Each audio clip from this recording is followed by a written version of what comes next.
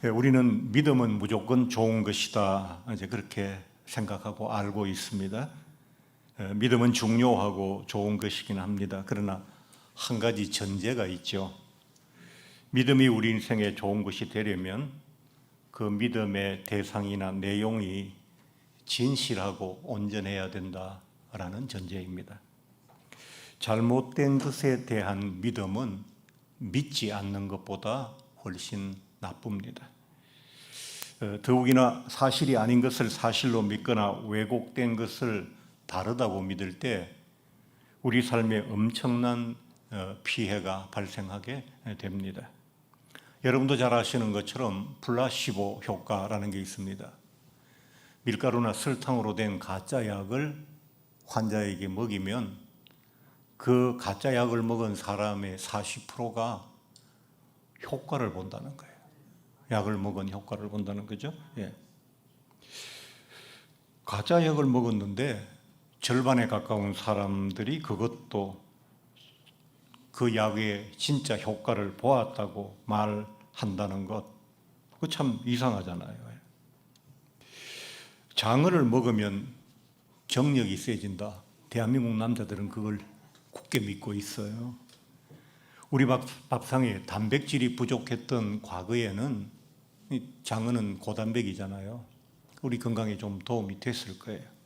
그러나 지금은 이를 대체할 수 있는 좋은 단백질이 많기 때문에 장어를 먹으면 정력이 좋다.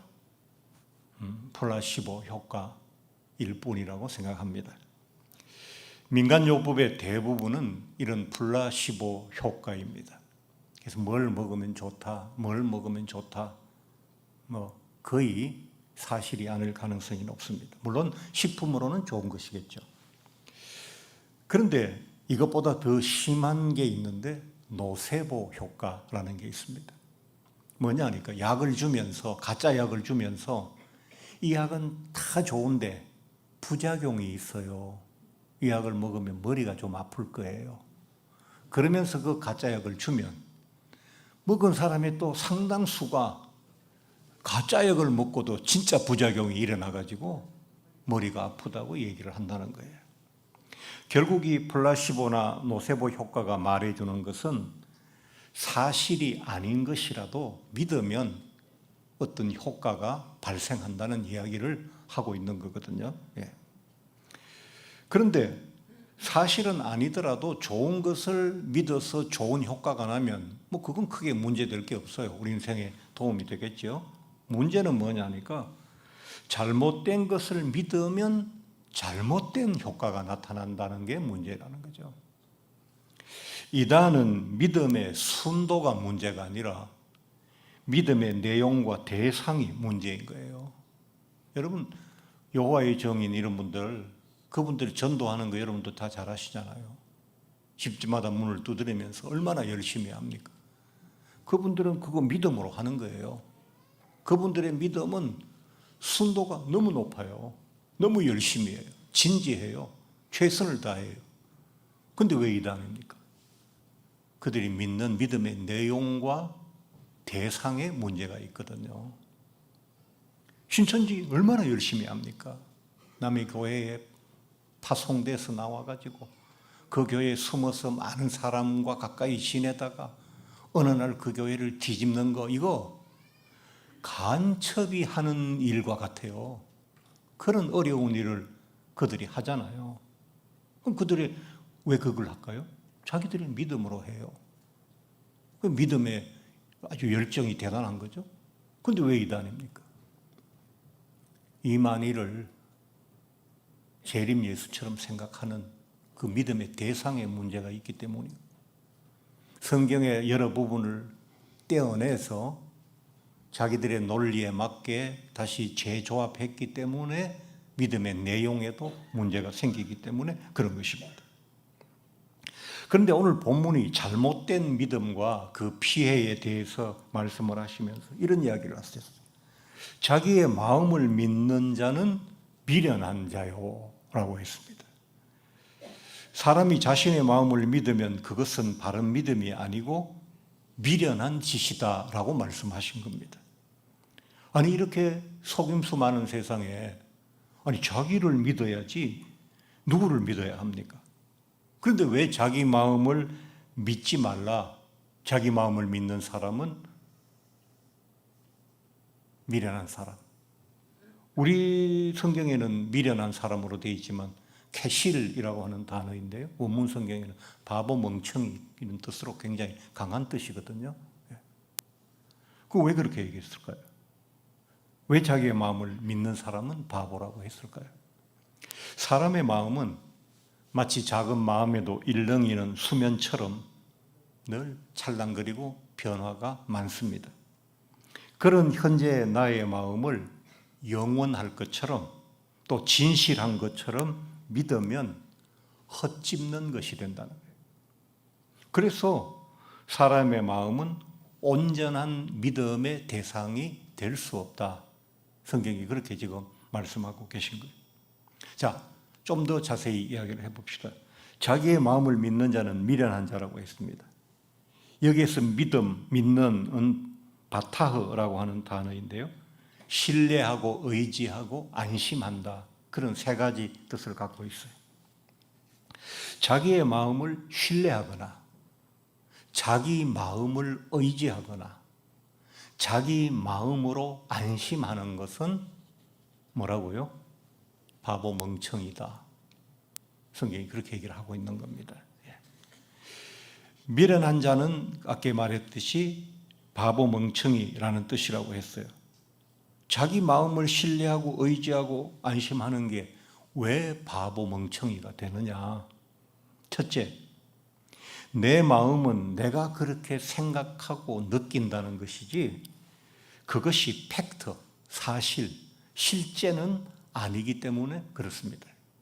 두 번째, 내 마음이 내가 처해 있는 현실을 사실적으로, 실제적으로 잘 말해주는 것이 아니기 때문에 그것을 진실하다고 믿고 의지하면 문제가 일어납니다. 썩은 기둥을 의지하고 몸을 기대면 기둥이 부러지고 내가 넘어질 거 아니에요?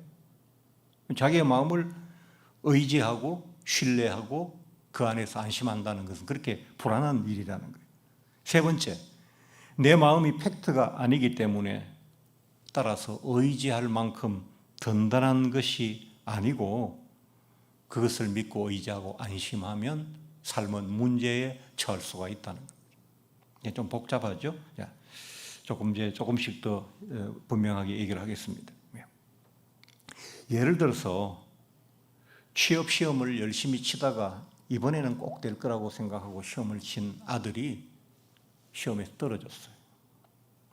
아들은 막 기대했던 시험에 실패하고 나니까 너무 실망이 돼가 이제 내 인생은 끝났다. 나는 취업도 못하고 사는 젊은 백수가 되었다. 이렇게 생각하고 있어요.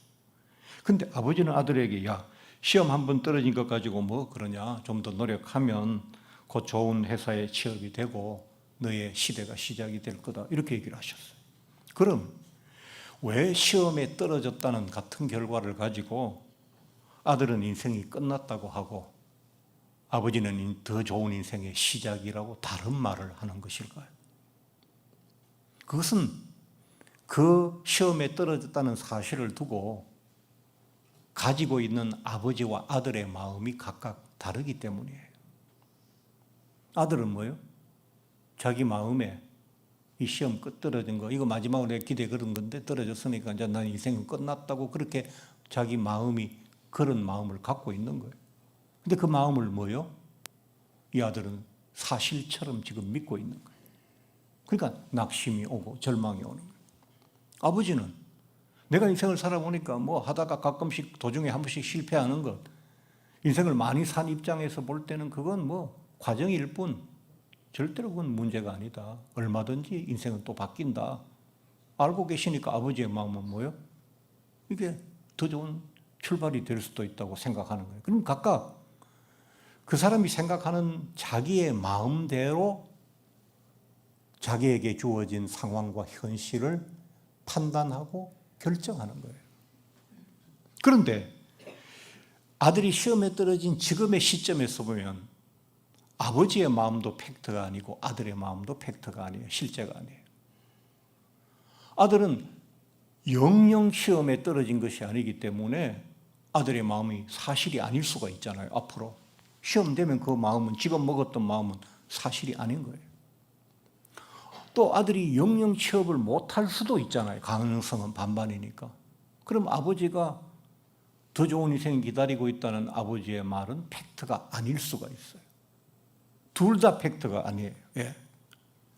아들의 말대로 될 수도 있고 아버지의 말대로 될 수도 있습니다. 그런데 아들은 둘 다 사실이 아닌 중에서 안 된다고 하는 사실이 아닌 자기 마음을 지금 믿고 있는 거예요. 그래서 안 된다고 얘기하는. 좀 복잡합니까? 예. 조금 더 이야기를 해볼까요? 어떤 사람이 사업을 하다 실패했습니다. 자기 마음에 나는 이제 다시 재기할 수 없을 거다 이런 생각이 들었습니다. 근데 주변 친구들 중에서 사업하는 친구들이 야, 사업하면서 그렇게 한두 번 안 넘어지고 어떻게 사업하려고 그래? 이 실패를 통해서 네가 더 굳어지고 단단해져서 마침내 네 사업에 성공할 거야. 실패한 사업이라는 똑같은 현실을 두고 당사자는 안 된다고 생각하고 있고 친구는 잘 될 건데 과정이라고 생각하고 있어요. 이럴 때 역시 우리는 어떤 마음을 믿어야 될까요? 자기 마음을 믿어서도 안 되고 남의 이야기도 들어봐야 돼요. 잘 된다고 하는 친구의 마음 이야기도 들어봐야 돼요. 물론 그 마음도 팩트가 아니고 그도 사람의 마음이니까 내가 믿을 마음은 아니에요. 두 마음 다 참고일 뿐이지 절대적인 신뢰와 권위를 부여하는 믿음의 대상이 되어서는 안 된다는 거예요. 그런데 내가 내 마음의 신뢰, 일방적인 신뢰, 사실이 아닌 것에 대해서 묶여있는 내 마음을 좀 풀기 위해서는 어떻게 해야 된다고요? 내 마음과 반대되는 이야기를 하는 사람의 마음이 주는 이야기도 많이 들어봐야 된다는 거예요. 그건 다 참고거리예요. 그러면 우리는 그럴 때에 어떤 것을 신뢰하고 우리의 마음을 잘 이끌어 나가야 되는가? 인간의 마음은 믿음의 대상이 아니죠. 그런데 그렇기 때문에 우리가 신앙생활할 때 무슨 말을 합니까? 자기를 믿지 말고 누구를 믿으라고요? 예수 그리스도를 신뢰하고 그분을 의지하고 그분을 믿으라고 말하고 있는 거예요. 사람의 마음은 나뿐 아니라 사랑하는 가족뿐 아니라 주변의 친구들뿐 아니라 모든 사람의 마음은 다 믿음의 대상은 아니에요. 상대방을 이해하고 나와 다른 생각을 갖고 있는 사람들의 이야기를 한번 들어보기 위해서 다 참고용으로 들을 만한 가치가 충분히 있어요. 왜? 그 사람의 이야기를 들으면서 그 사람을 이해할 수 있고 내 생각에 빠져 있는 내가 조금 다른 생각으로 건져 이렇게 올라올 수 있는 뭐 그런 계기가 될 수 있거든요. 그러나 이 모든 것들은 결국은 뭐라고요? 우리가 믿어야 할 믿음의 대상은 아니라고요. 내 마음이 오늘은 나보고 죽어라 죽어라 해요. 마음이 너무 힘들어서 나보고 죽어라 죽어라 한다고요. 근데 내일 되니까 내 마음이 야, 인생은 그래도 살만해 이러고 있어요. 이게 우리들의 마음이라는 거죠. 그렇기 때문에 하나님께서는 변화무쌍하고 변덕스러운 자기의 마음을 믿는 자는 바보이고 그 마음을 따라서 요동칠 수밖에 없다고 지금 이 이야기를 하고 계신 거예요. 어제는 막 죽겠다고 약 사러 다니고 오늘은 막 살겠다고 밥을 꾸역꾸역 먹고 그러면 우리 삶이 어떻게 되겠어요? 그날 내 마음의 출렁임에 따라서 우리 삶은 너무나 많은 변화 속에서 요동치는 거잖아요. 그래서 우리의 마음을 어딘가 고정해야 될 곳이 있어요. 삶이 좀 어려울 때도 그곳을 보면서 좀 견디고 삶이 너무 잘 될 때도 그곳을 보면서 너무 날뛰지 않고 늘 차분하게 마음의 중심을 잡아갈 어떤 기준이 있어야 되잖아요. 그게 바로 여러분이 찾아가야 할 예수 그리스도의 마음인 겁니다. 제가 여러분에게 마음 이야기를 많이 하고 있습니다. 요즘 여러분의 삶에 가장 문제가 되는 것, 경제도 어렵습니다. 날씨도 덥습니다. 자꾸 나이도 듭니다. 건강의 문제도 있습니다. 많은 문제들이 있어요. 그런데 근본은 그것에 대처하는, 그것을 받아들이는, 그것을 극복해 나가는 여러분의 마음에 달려있기 때문에 마음 이야기를 자꾸 하는 거예요. 목사님, 제가 여러분이 막 암을 앓으실 때 제가 한번 안수해가지고 암 덩어리가 뚝뚝 떨어지면 얼마나 좋겠어요. 저도 과거에 신학교 올 때는 그런 목사 되려고 왔어요. 안 되는 거 아시잖아요. 여러분 막 가난하고 어려울 때 제가 여러분의 가게에 가서 손 들고 기도 한 번만 하면 막 그 다음 날부터 손님이 배로 오고 해서 그냥 돈 세다가 지쳐서 잠이 들어. 그럼 얼마나 좋겠어요. 그럼 제가 여러분 사업장 매일 찾아다니면서 아니 많이 버시면 11조 많이 나오는데 제가 왜 안 가겠습니까? 근데 아닌 거 아시잖아요. 그럼 이렇게 여러분의 삶이 여러 가지 문제 속에 있을 때 목사인 저는 여러분을 어떻게 도와드려야 되는? 여러분의 마음이 그 삶을 견디고 이길 수 있는, 극복할 수 있는, 그럼에도 불구하고 삶의 소소한 행복들을 누리며 맛보며 살 수 있는 그 마음을 여러분에게 만들어드리면 그건 여러분에게 도움이 되잖아요. 그래서 제가 할 수 있는 일을 찾아서 그 이야기를 여러분에게 드리는 거예요. 자기 마음을, 이 변화무쌍하고 변덕스러운 자기 마음을 믿으려는 자는 바보이죠. 자기 마음을 자기 삶에 맞추어 끌고 나가는 자가 되어야 하는 겁니다. 예수 그리스도의 마음에 초점을 맞추어 지금 내가 겪고 있는 이런 삶의 현실이 주님이 이런 일을 당하셨다면 예수님은 어떤 마음으로 이 삶을 감당해 나가셨을까를 한번 생각해 보면 뭔가 마음에 오는 것이 있을 거예요. 그럼 여러분 그대로 하시면 돼요. 그게 성령의 인도하심이라고 생각하고 그 마음에 내 마음을 맞추어 나가시면 되는 거예요. 오늘 말씀의 뒤쪽에 지혜롭게 행하는 자는 구원을 얻을 자니라고 하였습니다. 믿음으로 구원받는다고 알고 있었는데 오늘 본문은 지혜로 구원받는다고 말씀하고 있습니다. 그래서 성경은 어느 한쪽만 보면 안 되고 치우치면 안 되고요. 오늘 말씀을 믿음의 구원과 지혜의 구원 두 가지를 섞으면 어떻게 되겠어요? 우리가 지혜로운 믿음으로 구원받는다라는 말이 되는 거예요. 아까도 말씀드렸던 바는 신천지나 이단을 찾아가서 패가망신하는 사람들은 믿음은 있으나 지혜로운 믿음이 아니기 때문에 낭패를 당하는 거죠. 오늘 본문에서 지혜는 호크마인데 하나님이 세상을 창조하신 지혜이고 이 지혜가 우리에게 주어질 때는 하나님이 창조하신 그 세상을 살아가는 지혜예요. 그러니까 천국에 들어가는 구원과는 조금 다른 건데 그것도 포함되어 있는 그런 얘기예요.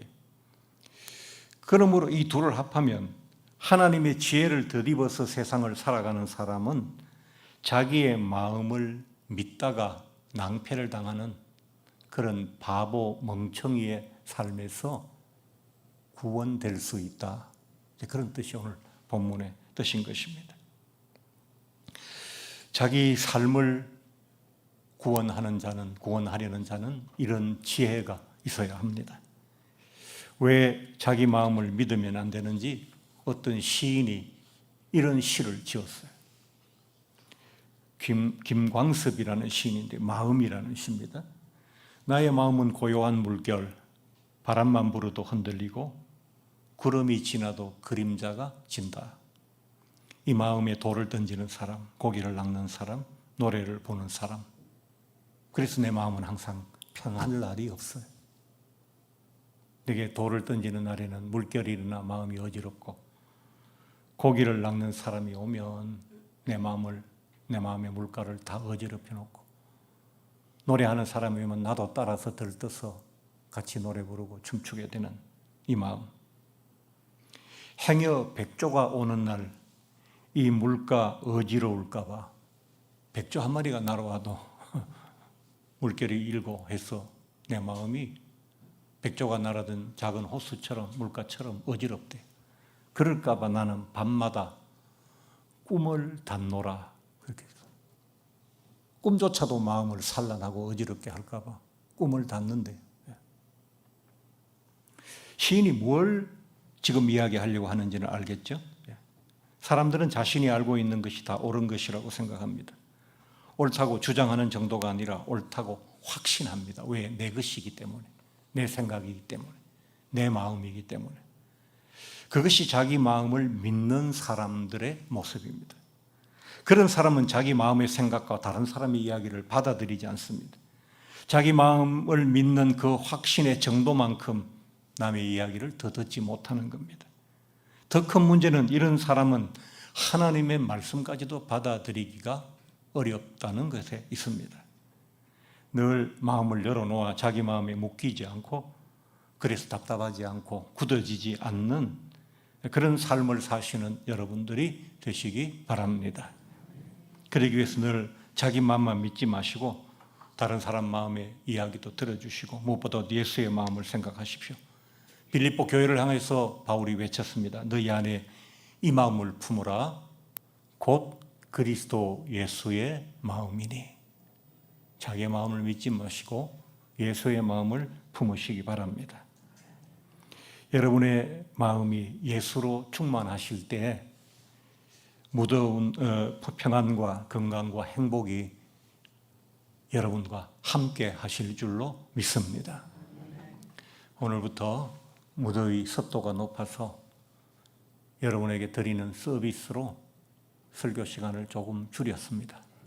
계속할 수 있을지는 모르겠습니다만 열심히 그렇게 해보도록 하겠습니다. 우리 말씀을 생각하면서 잠깐 같이 기도하도록 하겠습니다.